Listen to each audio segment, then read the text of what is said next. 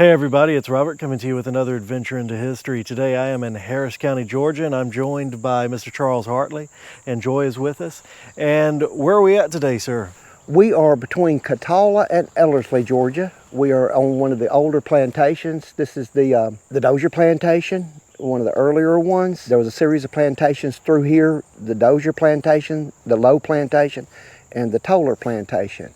And these have kind of got forgotten. This one, luckily, is being worked on by some of the descendants, and it's being preserved as they get time to work on it. This is something that needs to be documented so we know what came before us and why we're here. This is the grave of Reverend Richard Dozier, born February 22nd, 1779, and he died January 19th, 1855. I have set the Lord always before me. I have a goodly heritage. My flesh also shall rest in hope. I shall be satisfied when I awake. And now, as I've always understood, Mr. Dozier was a real early settler. Yes, he was one of the earlier ones. Had a mass plantation, probably 1,000 acres, I believe. This would have went from here to the next highway over, all the way through. And I think he probably had, according to the slave record, I think he had about 50 slaves working here. And this was, at this time, there was not a lot here. And most of the work that was done on the plantation, by the plantation, there wasn't a lot of outside influence here. They were here, and everything was kind of self-contained here.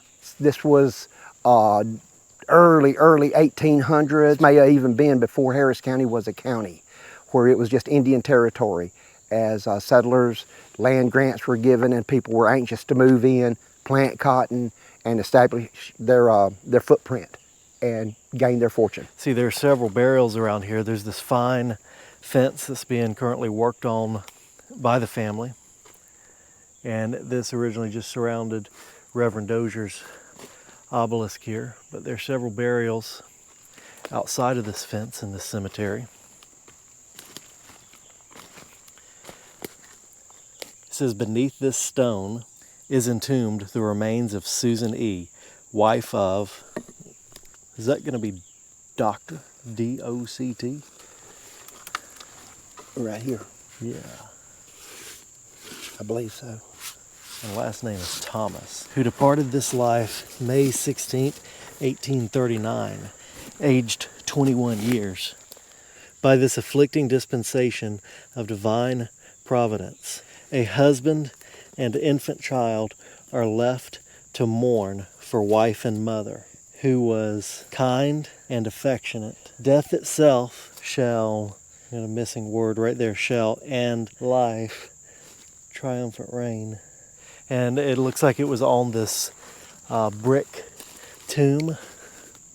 Here originally that marble tablet would have been, and it's slid off of it at some time, or been taken off of it at some time. And again, we've got this real early plantation brick we always talk about when we see these, this local brick, or brick that would have been made on the plantation out of the local dirt. And it looks like this is that, I think it's salt glazed brick. You see that beautiful glaze on there? That's always really unique to see. And then we've got more burials back here in this rock wall.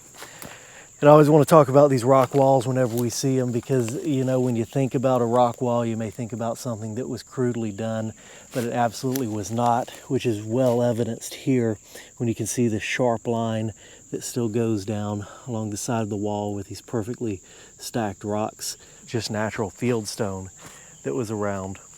Looks like there's an indention there. We've got a marble tablet there, and possibly another burial over here. But this marble appears to be blank. You know, I wonder if this has been flipped over.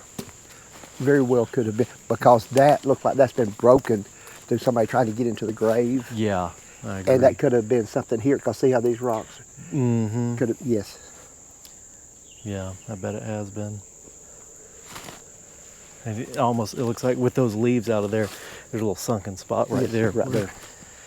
Somebody, because this one was pretty damaged, because that obelisk was knocked over, and obviously the broken tablet there, and that something's going on there. So Are these graves right out here? Yes, and these were probably family members or employees, and then the slave should have been a little bit downhill, probably not as prominent with a casket and everything, more like wrapped up in a blanket or something and buried. So the deeper it is, maybe the casket collapsed and created a bigger void there, where a slave grave just has a small depression like you commonly see. Looks like one right there. And they're all contained within this, geometric area right here with the Yeah, obelisks. they do seem to be pretty close to the wall. That's why I would say these were probably whites, or settlers, or.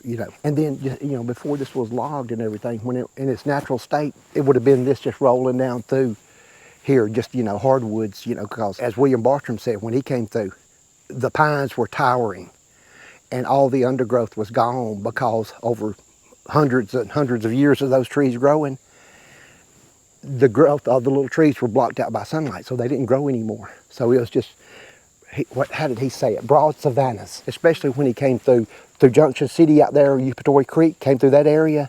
He said it was just massive. You could ride all day, and that's all you saw. And it was all longleaf for the most part. Yes, that we don't have anymore. We tried to manipulate the environment a little bit too much. I watched the thing last night on, I think it was PBS. There are more trees in America than there were when Columbus landed, through tree farms and such. Because then once trees got this big, they started shading stuff out, and a lot of your other trees didn't come up. Where man has come in here and all this out here, Those has planted pines. for commercial, that's just a crop. That's not a forest down there. It doesn't harbor nature. Nature may go into it to benefit from it. This is nature. Exactly. And a lot of people say, all them pine trees, but it's like a yard, is what it is, or corn, or soybeans, or cotton. It's just another crop. Absolutely. You always think that this is what it looked like when they showed up, but it is a kind of a different scenario. I saw some places on the Chattahoochee River, down by Fort Benning, that are look more natural and more native, just huge trees, and that haven't been manipulated, because the Army's been in there, the governments have been in there since, 1909 or so. So they missed a lot of some of the original tree harvesting may have been done, but since then, it is still pretty natural. Yeah. It's like the creeks around here. We see these deep, muddy creeks. Well, when they first came here, they ran clear and they had rock bottoms. And now they're just muddy from all the erosion and everything, and the silt. Right. And phosphates that run off into they just cloud the water. Where when the settlers first came here, it was just clear, clear water, good water. You didn't have to worry about getting sick from drinking the water. We only walk over here to see the well. Yeah, absolutely. Okay. This well is very unique. I've never run across one like it. And I fished many a coon dog out of wells. Yeah. that have fallen in the well. And over the years, coon hunting with my grandfather. And Mr. Charles, you're telling me too that you were from Harris County all the way back to 1830. Your family is. All the way back. It's documented. Churchwell Tarvin was my original ancestor out of South Carolina. And he's the one that's buried in the Bethesda Cemetery, right? The old one on McKee Road. Yeah, and we've been to that one, but it's been a long time. I've been through it. I've walked it. It's been vandalized. Yeah. Probably back in the 60s or so, 50s. A lot of stuff was dug up, as a lot of old rural cemeteries were. If there's one thing that we have encountered doing this, is a whole lot of grave robbing, from the Hutchinson Cemetery to just, small ones in the middle of the nowhere. I don't know how people can live with that on their conscience. I know. That's some pretty powerful spirits you're messing with. Yeah. To whatever degree, however people believe in it.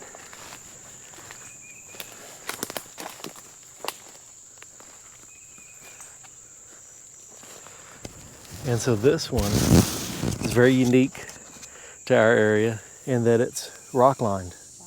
Looks like all the way down. What I was told is usually when they rock lined them, I'm doing research after I run across this, is if the soil was unstable, they would rock line it to keep it from caving in. Yeah. If the soil was sturdy, compacted real good, they wouldn't because of the labor Right. and hauling all the rocks up here. But yeah, if the soil was unstable, and there might be another reason, that may not be the reason they rock lined it. Yeah. But from my research, that's what I found. Oh, it's still got water in it. It's a miracle this has survived Yeah. with the logging and everything and equipment coming through here, Right. and nobody taking, let's push something over the well or something. Yeah. With the fence here, they've made it a point to preserve it. Exactly. You know, they want it to be here. They don't want anything to fall in it, but they also want it to remain intact. And that's the true meaning of conservation, of Absolutely. history. And that is a great well. I've seen a lot of wells too around these old home sites, and we see a lot of square dug wells that's just, straight down into the red clay. And I've never seen one that was rock lined all the way to the bottom like this. That is quite amazing.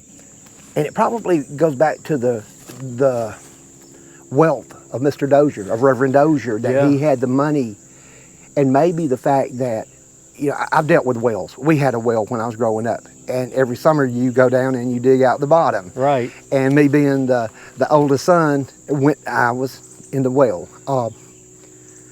Maybe he was planning on being here for a very long time, and when he built something, he built it right. That's right.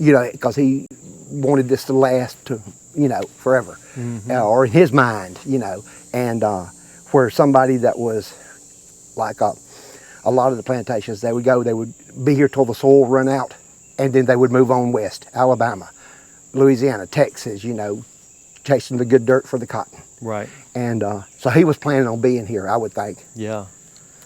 That is cool. And it's beautiful. It's beautiful with all the... This is definitely slave made. I don't know that they had the manpower otherwise without enlisting slaves to build this. Right. And it just shows the craftsmanship. Oh, absolutely. The engineering Yeah. that it took to do that, because you had to dig it out wider than that and then backfill on it Right. to make it, as you went along. So yes, a lot of thought and a lot of effort. And in my experience doing this, people just do not appreciate how much work it takes to stack rock like that. And to acquire the right rock. It's not just going and picking up a rock, it's the right rock. I bet his wife had a lot to do with this. I don't want to be running out of water. Right. That's beautiful. That is too cool. And I think stonework is kind of common in New England, that sort Yes. of thing, but not so much down here. Yes. So the well is going to be right out the back door. Yes. Basically. These are the bricks I was telling you about. These, see how much irregular they are? Oh, yeah. Even for a plantation brick. these Yes. are- So it's kind of like they had their own little market economy here. Yeah. In bricks. I was trying to find but yeah, they made their own bricks. Yeah. And every plantation had their own little design or size. And this would have been a back chimney if I'm looking at it right. That's Yes. fallen over. It may have been 4 chimneys, Okay. because see right there, you got 1 and 1. Yeah. So each room, because these houses tend to be a small footprint, but went up Right. vertically. Yeah. So you would have 4 chimneys with the 4 rooms and the dog trot down the middle, possibly. A lot of people imagine the Gone with the Wind plantation. Right. These people didn't have time to do that. They had to get a crop in the ground. They had to get established, and they had to get busy. Yeah. The visual reference wasn't something they really looked at. Say, oh, that's a beautiful house. Let's paint it white and big columns. Let's get in out of the weather. Exactly. Winter's coming, summer's coming, kids are being born, and so they had to get this done. Have you ever seen the old Terry plantation house? No, I haven't. And I don't even think it is still standing now, but it was one of the last plantation houses in Harris County, still made out of log. Really? And just as original to this early settlement era. And it was 2-story, built out of log, but I think it's fallen. But this house here is, it's amazing in the footprint that's left behind. I don't guess you know when this house went away. No, I don't. It was before my time, because I grew up coon hunting in here, Yeah. and I don't remember it being here as a kid. And that would have been in the 60s and early 70s. And I think it's interesting, something that you'd mentioned earlier is that Reverend Dozier, he thought this would always be here. Yes. And it's interesting that it wasn't, you know. And that's a common thing with the patriarch of the family. He builds it to last, but then as his descendants grow up, different things come up. Some of them, I can move to town or something and have an easier life and be a cotton buyer. Yeah. You know, or buy a couple river boats, you know, and transport cotton. But, or just be a general merchandiser, where he would, everybody doesn't follow the daddy's dreams. Right. As they grow up, they get different ideas. And Oh, yeah. that would have been the back step going out. I was wondering if that would be like a... That would have been the front steps coming in. Oh, okay. It's interesting, too, with that rock right there, how it is set up Yeah, like and level on top of this other rock. And you see all these, the little rocks that they fit in there to make sure that this big rock was just, and you know, I mean, eyeballing it, that's just about perfectly level, taking into account some settling that's happened over the years. But look at that, just how it's... And that's probably been there since it was put there originally. Yeah. And that's why what we were talking about earlier, it is sad when somebody comes in and takes bricks or pushes things over, because, you know, that is that connection to history. Yes, And I go back. I love Native American history. That's my thing, you know, that really gets me going. And I collect arrowheads and artifacts, but I don't dig. I look at an artifact maybe in a clear cut or something as a dropped artifact, or it's out of its provenance. Right. But when you dig, you destroy that provenance. Mm-hmm. My great aunt, Daisy Tucker, used to be at the Ledger. Her husband was the editor of the Ledger. And she wrote 100 years ago, which was a column, historical column, back through the 70s into the early 80s possibly. And she was all into history, and she told me never take something out of the context that it lays in, because then it's just an artifact. It has no provenance, has no story. Whatever story was attached to it, you just destroyed. Exactly. You know, you cannot document any kind of information from it. And so that's like this, you know, look at it, enjoy it, leave it be. Right. You know, Exactly. just leave it be, and because it's been here a long time, hopefully it'll be here a long time. You know, at some point I'd hate to see somebody develop this land and a bulldozer just come right through. And I've seen it happen on some properties. Yes. Not this nice, with all this, you know, history here, but I have seen it happen, you know, and it's, you know, our bad side, Yeah. you know, we chasing. think it's garbage now because it's all ruined. It's a hassle. It's Get this out of my way so I can make millions of dollars. Well, you know, and it's funny too when we see a site like this, and not to defend the development, but as humans go, where you've got a site where people have come and gone, Yes, and then people come back. yes, yes. Yes. What's old is new, and what's new is old. Exactly.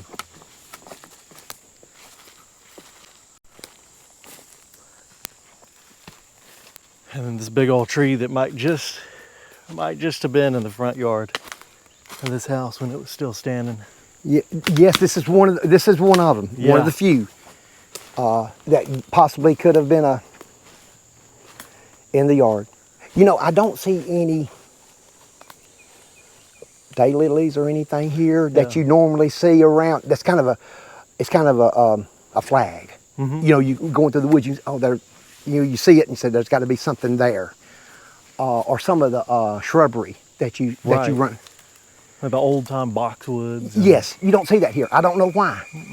But they have kept this, you know, the last 50 years they've kept loggers and everybody out of here. Yeah. You know, they realize the importance. There's a couple of families involved, the current owners, and then some of the other families that have descendants here that are working on it. So maybe there's an agreement there that they're not going to log, which this is the way it needs to be done. These trees just need to grow. Absolutely. You know, it needs to be natural like this. It's almost like it's a grave site in itself. It is. You know, the house, it's a grave site into it. The memories of the people, because I metal detect too. I would dare not come up here and metal detect. Right. It's not my business. It's not about me. Mm-hmm. What's there needs to stay. That's their stuff. Exactly. You know, it's like you want somebody digging up your grandmother Right. to get her wedding ring off or her Yeah. necklace. And it is well preserved in its abandonment. Yeah. It almost talks to you. You can almost hear the voices, the clink of the chains on the harnesses of the horses being hooked up to the wagon, the slaves going off to work. Because just think this time of year, we're almost in August. They're weeding the cotton for probably the last time before it's picked. Corn's probably just about ready to pick. You're getting into the fall, so you're getting ready for harvesting. So you're getting everything ready, you know, all your wagons and everything to haul that out of the fields. So it's a process, you know, going on here, getting ready for the fall because winter's coming, and you got to have everything done before winter. Because then you got to have your firewood, your fat lighter. You got to have the house probably had to have spots chinked or something, keep the wind out where it had settled over the summer. Shingles replaced. Right. You know, it's a constant where we always call somebody. Yes. They're constantly working. Mm-hmm. It's just a sweat thing. Well, and you think about too, just all the different lives Yes. that were being lived and whatever their status was, and a tree like this might have just meant rest for everyone, not just the house owners. I would call this. I watch a guy, Gary Alderman. He does a Gettysburg podcast, and he got a Facebook page. He would call this a witness tree. Yes.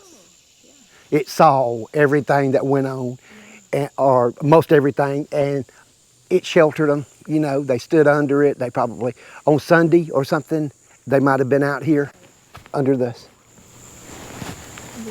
Yeah, it's amazing to think about that. I always like to think about that too. It's not just the house owners when we're talking about plantations. These are the views that everybody had if they lived here, worked here. Well, it's like a small city, and that's the mayor's house. Yeah. Right. And then everybody else at different economic levels or levels of freedom. Because even maybe one of the caretakers or something that, you know, one of the foremen, he was obligated probably because you didn't get a check every week.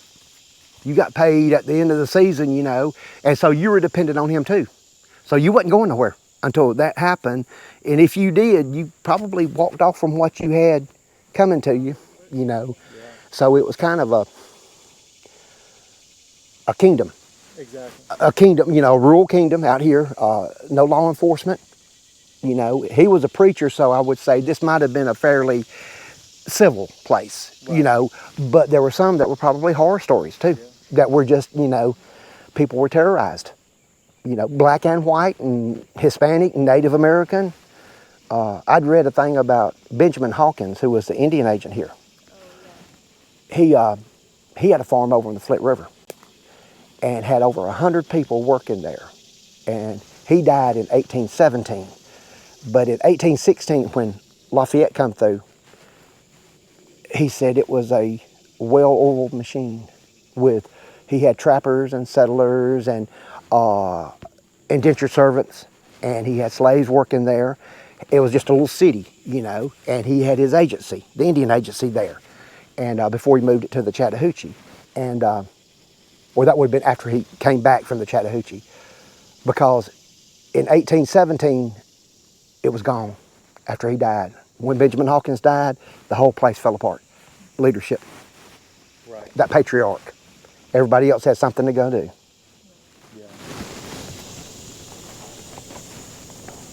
Yeah, the rocks are so solid, it feels like it's going to be here forever. And they are, but not exactly the way the people thought they would be. You know, that is one thing I think all three of us are in agreement on. And the reason that I started these videos is to do preservation through documentation. Yes, exactly. And because something like this, even though it seems like it's going to be here forever, it's a fragile site. It is. It's fragile. If everybody that come by here picked a brick up or picked a rock up, we'd have nothing. Exactly. I mean, the big rocks would be here, but the the design and the remains would not hold their integrity. You know, you couldn't interpret it. Right. You know, and I've had people, you got some in Plantations over there, let me go get a brick. Nuh-uh. Yeah. You know, can't do it. You know, that belongs to them. That's their brick. Exactly. It's not my brick, it's not my place, and it's not my land anyway, you Right. know. So it would be, you know, I just am very fortunate to be able to show it. Absolutely. And share it with people. And now that it's documented, hopefully it'll have a little more protection. Right. And, Absolutely. Because through here is just, this part of Harris County is just littered with historic sites. We used to coon hunt and we would ramble on these all the time. You know, you set up here while the dogs are running, you know, resting, you know, or this is a landmark. Yeah. You know, okay, we're gonna let the dogs out here, then we're gonna drive over and park at the old Dozier plantation and come in from that side, you know, listen, because it's on a hill, you can hear the dogs running a lot better. Right. Than in the bottom, you know. And just things, you know, random things, you know, you mention it, you know, it's a landmark to the people that have been here. Right. And but it is interesting how it takes on various lives. You know, it was this house and plantation, but then it becomes the resting place while you're coon hunting. Yes, yes. Whatever it is happening, it takes on new lives. It's multitask. Yeah. You know, it does a lot of things for a lot of different people, because even after the plantation was over with, maybe in the early 20s or 30s, the house was still here. Could have been tenant farmers living here, you know, or something. Right, exactly. You know, because a lot of the older houses became tenant farms, you know, sharecroppers, Mm-hmm. you know, and it could have been that for a while. You know, they could have come in and then they're part of the history. You know, the sharecroppers, you know, that were just trying to eke out a living, you know, living year to year. Exactly. You know. You want to go on down to the next one? Absolutely. All right, so we are just up the road and visit another plantation site now. This is the Lowe plantation. What time is it now? About 9:30? Yeah. You would think by now, since they got up at daylight, they're well into their day, because, you know, their lives revolved around the weather and the daylight. Right. That's where the dusk to dawn thing comes from. You get up at dusk, you get up at dawn and work till dusk. This was a bigger house. I think this one had the detached kitchen. That's kind of with a lot of the plantations people know about that are still in exist. This house was here probably in the 50s. Or part of it was still remaining. A lady I know that has passed on a few years ago told me that the mantel board in her living room came out of this house. Wow. Over her fireplace. I don't remember this being here, but they've been here a lot longer than I had.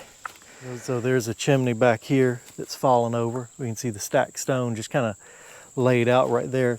Got another plantation brick right there, as we often see. And look at these well stacked foundation stones, just a little row right there for the house. Another chimney stack or chimney pile right there.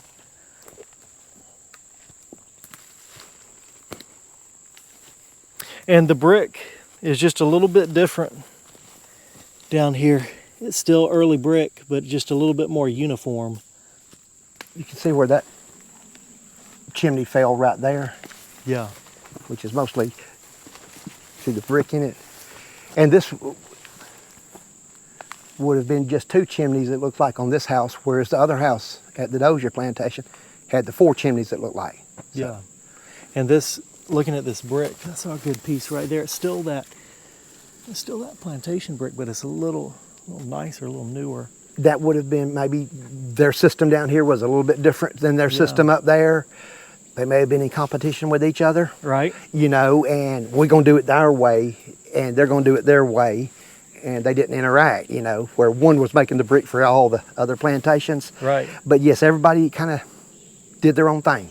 Mm-hmm. And it is interesting to think about that the individual bricks that mark these specific plantations, that you know that one came from the Dozier plantation. That's the DNA of the site. Exactly. That's the DNA. If you dug all these bricks up and looked, you would probably find one had a fingerprint in it somewhere, you know, or some kind of character that's not normal that would, you know, make it unique. I think that it is so amazing to see bricks with fingerprints in them or handprints, because you're touching, when you touch that, You're touching what somebody, exactly where someone else touched. It's like the Patrick Swayze movie, Ghost, when he reaches through and grabs her hand, you know, from the future. It's kind of like that. You're reaching back, they're reaching forward. And a lot of people never go there. But to me, that I do. I think about that. Oh, me too. I think about this, you know, are we walking here? And then in another dimension, there are people walking next to us? Right, exactly. You know, are still here, still inhabiting. This is my happy place. I can be pouring sweat and bugs and everything, but I'm walking where they walked. About a mile down the road, maybe not even a mile, right through here, above Turntine Creek, there's a hill, got a pile of rocks on it. That was the old hunting spot where we would all sit when we were coon hunting, build a fire if it was cold or something, and sit there and listen to the dogs run. And we've all been through there.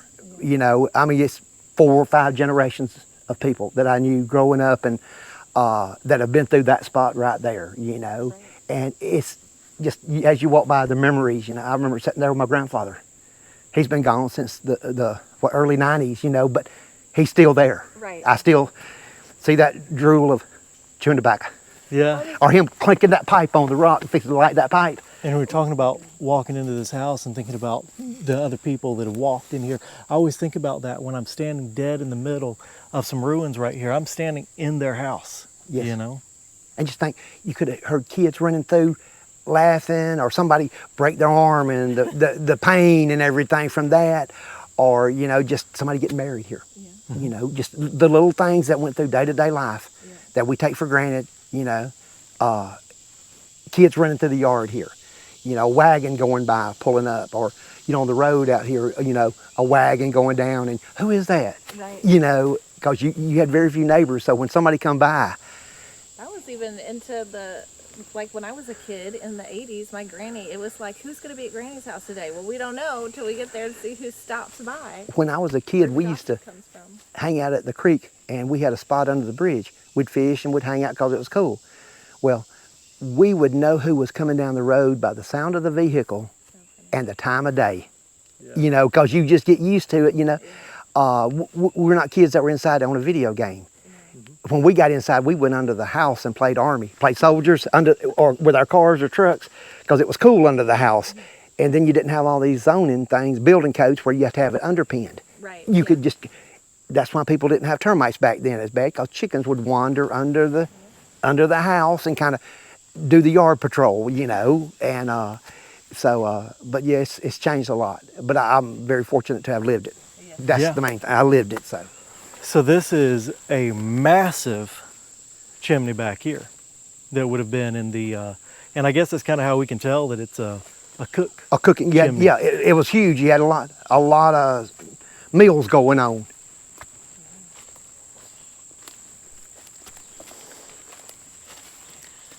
And just look how well stacked that is. I mean, it is collapsed, but how well stacked it is back here.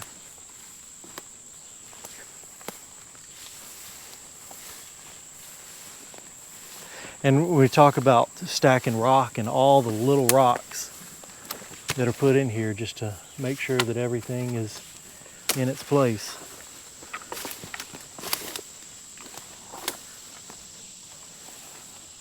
And one thing I really appreciate about this site, both of these sites really, but with this site, is so oftentimes you don't see the complete footprint. Yes. Like we're getting here. See some foundation rock, but not the kitchen. Know where that was. And I would like to walk back to the main house. I saw something kind of different back here.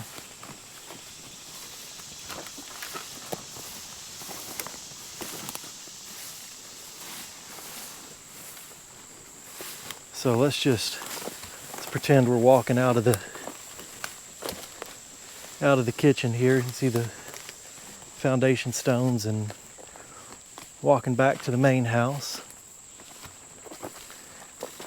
And I guess this would be the back porch here, but I thought it was interesting how it was rocked up, because we've got the back steps still there, which is beautiful. I just saw this little L. Yes. Little wall, I guess, was interesting for the for the foundation. Just I 'Cause wonder why this- they did it like that. With this being the walkway to the porch, maybe a back porch here, Yeah, a porch and maybe a walk up, and then are we sure the road was where it was and the road wasn't back here? right. You know, where this was you know, or maybe that's where the farm was and they could sit here and look over their enterprise. Exactly. And it's interesting too that this kind of goes uphill right Yes. there. But that's the north. Yeah. Blocks you from the north wind in the wintertime. Mm-hmm. Which a lot of people, Native Americans did it, and a lot of early settlers did it. They paid attention to their orientation because they didn't have all the conveniences we have Right. to fight weather. So they had to build in accordance, like Eskimos do in the igloos. Mm-hmm. You know, it works for them. Yeah. You know, you have to take advantage of your environment Exactly. and use what resources you have. There's the steps, the back porch. Oriented north-south, right, for the breeze, right? The dog trot. That was part of it. Because most of the time our weather is from the northwest. Usually when we get weather, it comes from the northwest to the west, you know. And then nowadays it comes from every direction, but Yeah.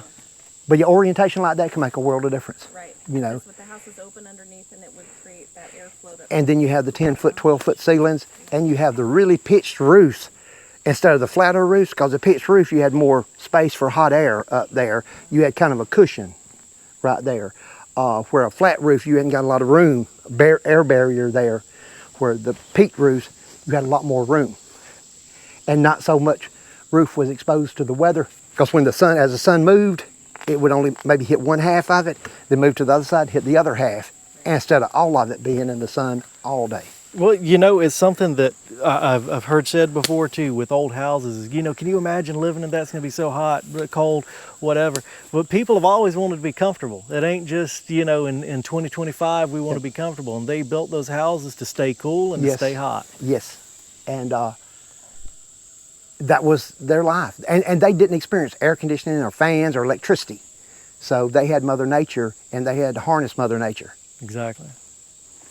So this is the back porch, we're thinking. I believe And so. then kind of walled in. Then we get back into the house here. We got a back corner, foundation, and there, and then another chimney that's fallen right here. This one, now what's interesting is this one looks like this was a all rock for the most part. Well, I guess I do see some brick in there. I do see brick, but it looks like this one was more rock than that one. That one was over there. We see a lot more brick from that chimney fall than we do on this side.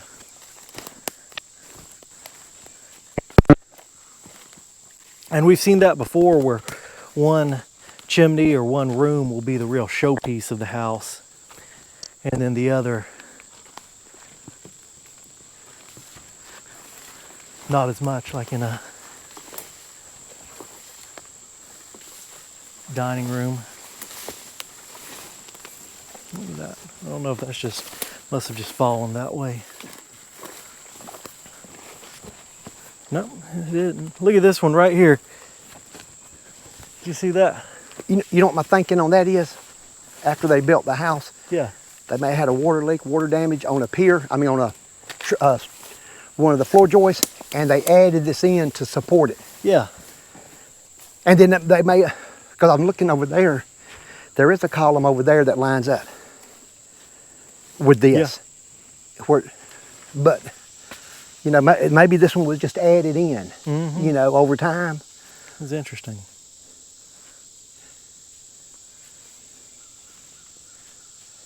And then, if I'm not mistaken, was it a flower pit right back here in front of the kitchen? That, where they, cool house. Yeah. Yes, yes. Right there by the kitchen, yes. Where we didn't see one on the other house. Exactly. We're about to go see the 1850s refrigerator. This is kind of where we don't have cellars under most of the houses around here. This is kind of the cellars that they had back then where, as my understanding would be, it would keep things cool in the summer and warm in the winter. Yes. And the way it's oriented to the fireplace on the kitchen, Yeah. it would have been right outside the door, maybe a structure built here Right. to hold this, to cover this up. There would have been a lot of wealth here. Yeah, This is your food supply. exactly. You know, your immediate food supply would be right here, be it milk, cheese, beef, pork, poultry, whatever. All right, folks, I hope you enjoyed seeing this video and learning about the history here in Harris County from Mr. Charles here of the Dozier and Lowe Plantations. And I want to thank you for bringing me out here because we've talked a lot off camera too and just covered so much. Yes. But I appreciate y'all taking the time to and doing what y'all do. I hope we can do it again soon. Yes, we will. We will. All right. Definitely. We'll Thank see you. you.